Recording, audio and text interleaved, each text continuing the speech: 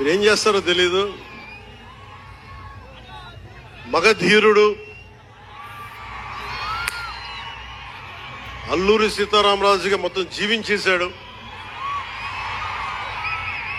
అందరి తోటి నటుల మీద అమితమైన ఇష్టం చూపించేవాడు. అందరికి ఫ్రెండ్ రామ్ చరణ్. అందరి హీరోలకి చాలా గౌరవంగా ఉండేవాడు.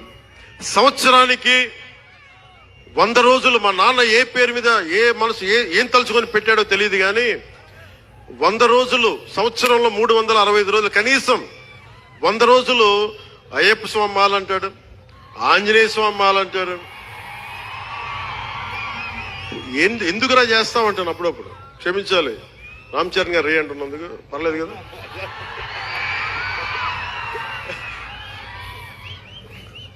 అంటే ఎందుకంటే నాకు బాధ్యత తప్పకుండా ఉండటానికి, నియంత్రించుకోవడానికి, అహంకారం రాకుండా ఉండటానికి ఎప్పుడు చూడండి చెప్పులు లేకుండా ఉంటాడు.